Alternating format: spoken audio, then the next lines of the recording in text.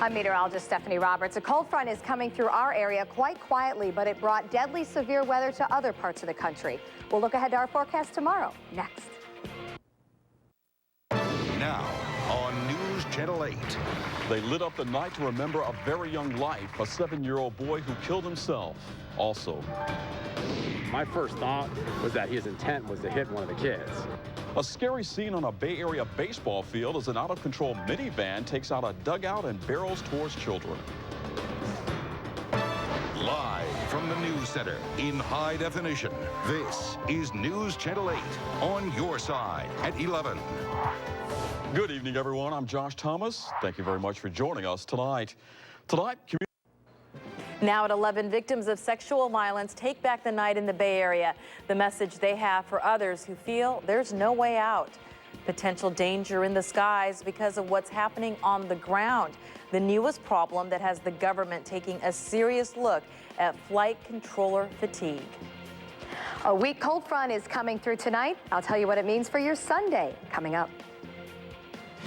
Now, from the station that's taking action for you, this is ABC Action News. Good evening and thank you so much for joining us. I'm Serena Fazan. First tonight, hundreds gathered in Tampa tonight to take back the night from sexual violence. Our Allison Morrow joins us now with one survivor who says the annual event changed his life.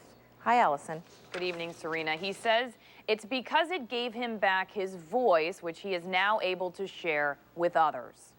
And that's what these survivors... According to some estimates, a woman is raped every 2 minutes in the United States. It's estimated 1 in 4 women will be victimized in their life by acts of violence. But not every victim of sexual violence is a woman. Altogether, we stand to take back the night. Just ask Dante Swain. I hid it from friends and family for years because I am a guy and, you know, pride gets in the way. Swain told the crowd about the shadow cast over his childhood by his own family members, a story of violence experts say is told too often. It's estimated that there's 56,000 survivors in Hillsborough County alone. And many of those survivors never tell. But Dante Swain says it was telling that took back the night for him. And this event just really helped me to come to grips with everything that's taken place in my life and actually reach out for help. He and many others crowded beside candles at the event, emceed by ABC Action News' Lisette Campos, who told those gathered you don't have to be a survivor of sexual violence to stand up against it. We have suffered the pain and felt lots of shame. But for Dante Swain, being a survivor is exactly what brought him to this night and this place in his life. I love being here just so that other male survivors can hear my story and know that it's okay to go and get help. Taking back the night, giving back today. It's just made me a totally different person altogether. Last year alone, Tampa Bay's crisis center saw more than 270 rape cases, that in Hillsborough County alone. They believe that's likely less than 1/3 of the sexual assaults that occurred. Serena. Thank you so much, Allison.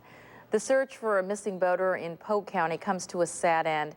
30-year-old Earl McCaplin Jr. was with his 10-year-old son on Lake Rochelle near Highway 17 and Highway 92 this morning when their boat capsized. A few hours later, McCaplin's body was found, leaving several of his relatives shaken up. According to investigators, his son Troy was wearing a life vest and was able to make it to shore. Earl never resurfaced. The son told the nearby shop owner what happened, and the owner then called for help. McCaplin was not wearing a life vest.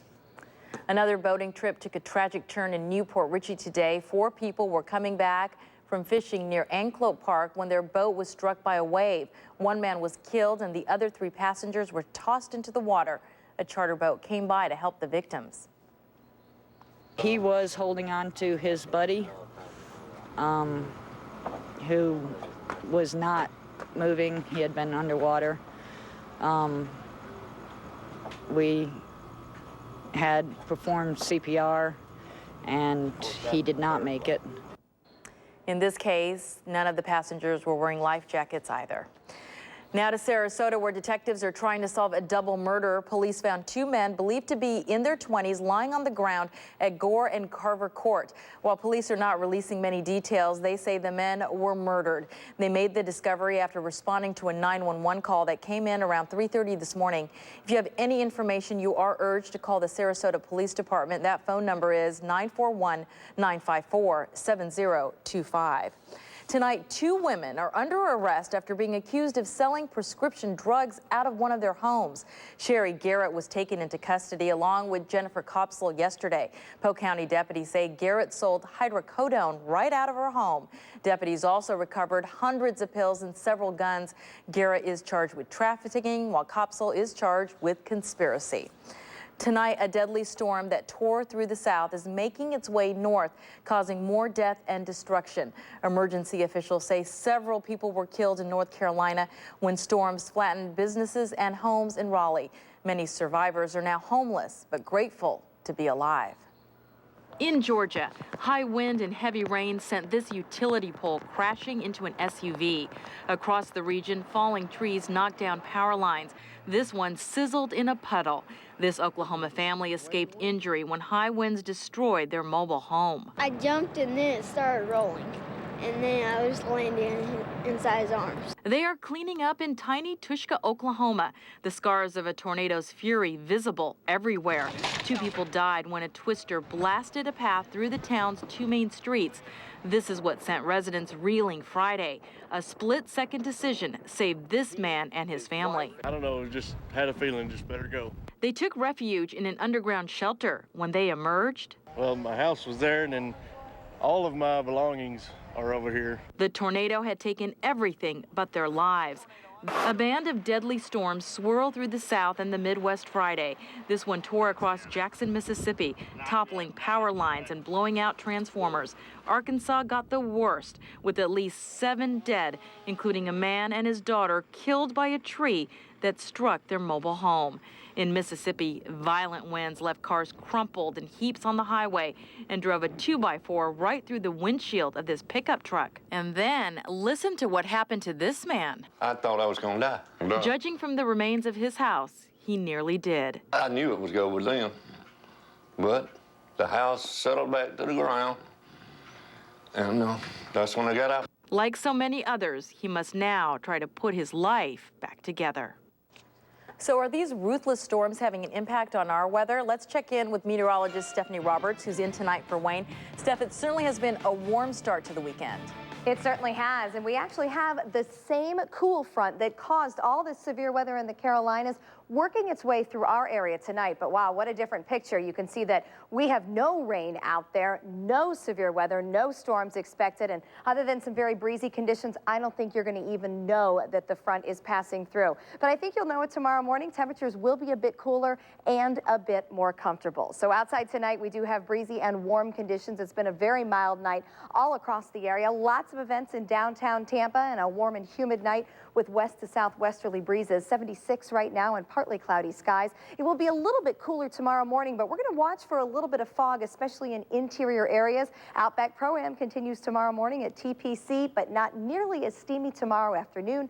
Temps in the low to mid 80s, and it'll be less humid. We'll look ahead to another warm week, though, coming up. Thank you so much, Stephanie. The Federal Aviation Administration says it will change air traffic control work schedules in an effort to fight controller fatigue. This after the FAA learned of another sleeping incident early today at a busy regional radar facility in Miami. It happened on the same night controllers were reportedly warned to stay awake. This is the 5th incident reported by the FAA since late March.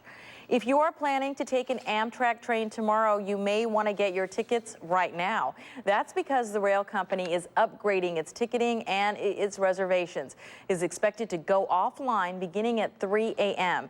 Amtrak says it hopes to have the work finished early Sunday afternoon.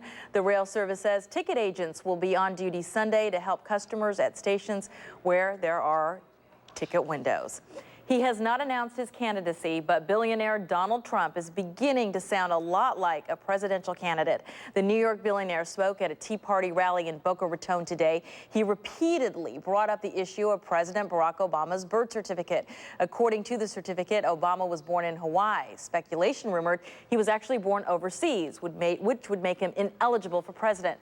Trump claims the president had spent millions skirting the issue. He also says America needs to change its image.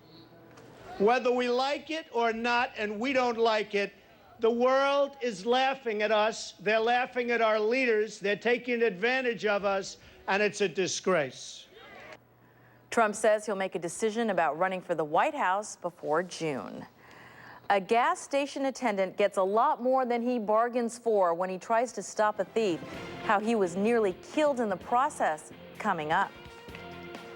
We're taking action for you and against identity theft. I'm Jackie Calloway. The stories behind Operation Shredding, coming up. Hundreds of people from all over the Bay Area took part in our Operation Shredding in Pinellas and Hillsborough counties. This year, 88,000 pounds of paper were shredded, beating last year's total of 50,000. Our Taking Action reporter Jackie Calloway shares some of the stories of those who took part in this event. At Countryside alone, the line stretched over 100 cars long. Hundreds more came to unload their most private of papers in Citrus Park and Brandon. It's documents that obviously can't go in a trash bin. They have to be shredded. Former mortgage broker Lisa Sweeney arrived with several boxes of her client's paperwork and left with a sense of relief. It's just too much stuff. We partnered with economic crimes detectives from both Clearwater Police and the Hillsborough County Sheriff's Office. They watched as Operation Shredding took a bite out of identity theft. If you throw away something that's got all your information on it and with vital statistics, then you're giving a free ride to whoever it is that picks that up. As you can see, a shredder annihilates even the most sensitive of documents, turning them into unreadable slivers of paper. A safe place to dispose of documents lifted a load off Pascal Brown's mind. I am so grateful for this. This is what I've been looking for. Pascal knows better than most. She's had her identity stolen. Someone was in a hit-and-run accident, and he used my name and my address as his residence. And an investigator came to my house. ProShred provided 3 trucks for the operation. Each can hold up to 10,000 pounds of ground paper. Every truck filled up more than once. It's worth it. It's worth it to come out here and spend 15, 20 minutes getting in line and doing your stuff. With identity theft, it all comes down to an ounce of prevention, pound of cure type thing. If your identity's stolen, it's kind of like getting into quicksand. It's getting out is just so difficult. Whether you made it out to Operation Shredding or not, always remember one misplaced document that winds up in the wrong hands can ruin what you took years to build. Jackie Calloway, ABC Action News. And according to our partners at ProShred Securities, Operation Shredding was the largest event of its kind in the state. Such a sad story here. Police in Ohio say a man called them to say he killed his entire family and was about to kill himself. When officers got to his Oak Harbor home, they found him, his wife, and their 3 young children all dead. Police say he shot the children ages 1, 2, and 4 and his wife. The couple reportedly had been having marital problems. Caught on camera, a New Jersey gas station employee's choice to try and take down a thief almost cost him his life. Take a look. A driver in a black Maxima takes off from the Fort Lee gas station after filling up without paying. The attendant held onto the car and was dragged into oncoming traffic. He was nearly hit by a truck. The worker was taken to a local hospital and was treated for minor injuries. Police are still looking for the driver. Actor Nicolas Cage was arrested overnight in New Orleans. Police say he was drunk in the city's French Quarter and grabbed his armed wife during an argument. He was booked on charges of domestic abuse and disturbing the peace. Cage was released on an $11,000 bond. LeBron James's mother may have to visit a much different court than the one she's used to seeing her son play on. The Miami Heat star's mom is being sued by a valet worker on Miami Beach. Gloria James was arrested for slapping him in the face earlier this month. The valet says the attack caused him emotional distress, humiliation, and made him unable to enjoy life. He's asking for more than $15,000 in damages. And Stephanie, who is here, we're both tired tonight, right? We were just talking about LeBron James, and you grew up with the whole LeBron James frenzy. I came from Cleveland. From so Cleveland. Yes, we talked a lot about LeBron in Cleveland. Hey, you know, the Heat won tonight. Maybe Mr. James is in a better mood. That's about all you can hope for. Well, hopefully the weather will put everybody in a good mood this evening. It is breezy and mild, and we're going to keep that going as we go into a new week. Tightened Doppler radar showing the dry conditions across the area. Temperatures remaining warm. We are still in the mid and upper 70s across much of the area. St. Petersburg, 77 degrees right now. Dew points remain high in the low 70s. That tells us that it's still pretty humid out there, but winds are coming from the west now. They're going to become more northerly overnight tonight as some cooler, drier air moves in, and it's going to feel a little more comfortable for us tomorrow, I think, though the breeze did make for a pretty nice afternoon. The numbers remain mild across the area. 74 Lakeland and Zephyr Hills. It is 76 right now. TIA, 73 Hudson and Bradenton, and 76 in Sarasota. As we look back at the day, our normal high for this time of year for mid-April, 81 degrees. We have been above average for much of the month, and that's going to continue. Officially at TIA today, 86 degrees. No record set, but the morning lows are often in the low 60s this time of year. We were well above that this morning. We're going to be closer to that tomorrow morning. It will feel much cooler as you step out early for Palm Sunday services or perhaps an early tea time. Breezy out ahead of this weak cool front that is still working its way through the area. It'll come through overnight tonight, and then we should feel the difference with the cooler, drier air tomorrow morning. This front has been just a massive weather maker across many portions of the Midwest, the Southeast, and then today the Mid-Atlantic. A lot of rough weather up and down the Carolina coastline. It has now slid offshore. All tornado watches and warnings have been canceled, but there were quite a few of them through the Raleigh area during the dinner time hours. Fortunately, things have quieted down. It's still a big weather maker for the Northeast. A very cold, windy weekend through the Northeast and the Midwest. They're still looking at snow flurries in some of the upper Midwest. For us, again, the front is going to come through virtually unnoticed, maybe a little additional cloud cover at 2 a.m., but that's going to be about it. But then high pressure is going to move in nicely for your Sunday. It'll be less humid. It'll be about 4 or 5 degrees cooler, and it really will be sunny and pleasant. For much of the rest of the week now, we're setting up a great weather pattern. If you have early morning boating plans tomorrow, it will be a bit breezy. Those winds are going to swing around to the northwest. Boaters, you know, on the backside of cold fronts, we often get a pretty good chop out on the water. So moderate chop for the bay, exercise caution recommended. We're looking at 2 to 4 foot seas early tomorrow in the Gulf. If you wait till tomorrow afternoon or later in the day, I think things will be a little bit smoother. Now, Titan's still showing some moisture coming through with this front. I see no indication that we're going to pick up any rain with it. I think, if anything, this will mean a little additional cloud cover, and some of this moisture may mean a little bit of fog in the morning. So I think our interior spots will have to watch for early fog tomorrow. Other than that, sunshine quickly moving in, and a great looking Sunday afternoon is on the way. We're going to stay mild right into the beginning of next week, and we can be glad that we're staying mild because some of the other temperatures across the country are far from April-like. 60s and 70s across the state. You can see a little bit of cool air there dipping into Tallahassee. They're on the back side of the front, but look at the cold sinking into the Tennessee Valley. It is 39 Chicago, 44 right now in St. Louis.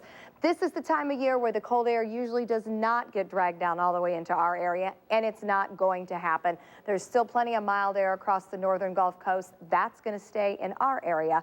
We have no cool down in sight, but it'll be less humid tomorrow. I think you'll like it. AccuWeather 7-day HD details. 83 tomorrow. We'll be starting the next couple of mornings in the 60s, but then right back up into the mid and upper 80s for afternoon highs. Enjoy. All right, thanks, Stephanie. I know you were bummed out that you weren't there, for lack of a better term, but Bay Area fans were certainly gaga over Lady Gaga, and it showed.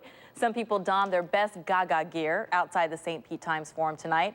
One outfit was more outrageous than the next.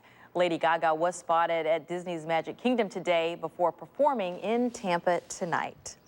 And some great news here. The Florida Associated Press Broadcasters Awards were held in Orlando tonight, and we are so thrilled to announce that ABC Action News was the proud winner of 7 first-place awards, including Best Overall News Station for a 3rd year in a row and Best Website, abcactionnews.com. In news that sounds like it's 2 days old, Johnny Damon beats the Twins with a walk-off. It happened again. We'll show it to you and hear from Damon next as ABC Action News continues. Have something you want investigated? Contact us, I-Team at abcactionnews.com. ABC Action News is brought to you by Wesley Chapel Toyota.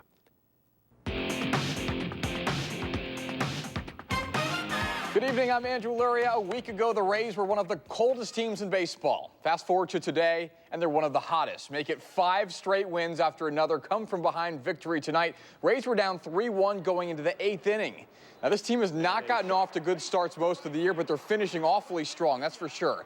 They got within 1 here as Matt Joyce knocked in Reed Brignac and put him in position for some drama in the 9th, and that's exactly what they got. Bottom of the 9th, down 3-2. Ben Zobrist led off and left little doubt about this one as it stayed inside the foul pole, way out of there, tying the game at 3. And then the Rays loaded the bases with 2 outs, and up came Johnny Damon, the hero 2 nights ago with that walk-off homer, the hero tonight with that walk-off liner. Damon has the game-winning RBI in each of the Rays' 5 straight wins. This is great. I mean, this is exactly what we needed coming back home. We knew the crowds were getting a little scarce, and you know, some doubt was creeping, but there's never been doubt here. You get to the point where you expect something good to happen, as opposed to something where you expect something bad to happen. We're at the point where I think we expect something good to happen in the latter part of the game if we just were to keep it close. That's a great feeling to have within a team. The Magic started their playoff run tonight, having won 4 of 5. They hosted the Hawks, who lost 6 straight coming into the playoffs. And what a first half it was for Dwight Howard. He put up 31 points in the first 2 quarters alone, a franchise record-tying 46 in the game overall. But the Magic found themselves down 7 at the half. Into the second half, Jameer Nelson from the corner. He and Howard combined for 73 points in the game. The rest of the team had 20. Atlanta controlled this game, though, from the second quarter on. Magic could not get a run going. They dropped this game 103-93. So game 2 is Tuesday in Orlando. They'll try to even up that series. Earlier in the day, the Heat and the Sixers. Now watch the shoe of Thaddeus Young flying off on this drive. You can't see it because of the graphic, but nevertheless, you wanted to make sure it got plenty of airtime. You sit courtside, you got to watch for raining shoes. You play Dwayne Wade, and you got to watch for raining shots. He helped the Heat pull away after losing a big fourth quarter lead. Miami held on to win by 8, 97-89. Golf, the Outback Pro-Am at TPC Tampa Bay. John Cook, second coming into the day, but he had a big day, going 6 under par here with a putt for birdie on number 9 that goes all the way around and in, and then a tremendous approach here on number 13. Look at the shot from the fairway that he nearly drops in for an eagle. He birdied 6 out of 8 holes in the middle of his round. John Cook at 11 under, the leader by 1 going into tomorrow's final round. College football, FSU held its spring game today in Tallahassee. Rising junior E.J. Manuel, who's taking over quarterback duties from Christian Ponder, 17 of 36 for 204 yards in the game. 2 teams combined for just 19 yards rushing today. This is clearly a defensive game for the most part, with some of the top linemen on the team out. Jimbo Fisher said they actually scored more than he expected. A 19-17 game. Finally, at Alabama, their spring game was preceded by high praise for something of a spring chicken. Nick Saban, who's been the head coach at Alabama for all of 4 years, already has a statue in his honor. He revealed it himself today before the game. It is the 5th statue of a coach there at Alabama, this one to commemorate their 2009 national championship. Now, for someone who said emphatically, I'm not going to be the Alabama coach, that's a pretty nice honor from the University of Alabama. ABC Action News is back after this. Download the new ABC Action News Android app, available in the Android market. The ABC Action News I-Team. With the Space Shuttle program winding down, I-Team investigator Michael George uncovers how NASA lost nearly $500,000 worth of equipment, computers, TVs, even radio parts, all gone missing, all unaccounted for. Reporting something lost basically means they have absolutely no idea where it's at. We ask how it disappeared and why some say it's a big waste of your money. The I-Team is getting answers Tuesday at 11 on ABC Action News. This is what close to 100 grand looks like. How that payout helped this woman, thanks to Jackie Calloway. She's taking action, helping people like you. How she did it this time, Monday at 11 on ABC Action News. ABC Action News is brought to you by Morgan & Morgan, for the people. The ABC Action News I-Team, Tampa Bay's largest team of investigators, breaking the big stories, getting to the truth. The I-Team reveals when your tax money is being wasted. The I-Team makes sure that businesses keep their promises to you. The I-Team warns you when local restaurants have critical violations. The I-Team solves problems and gets results.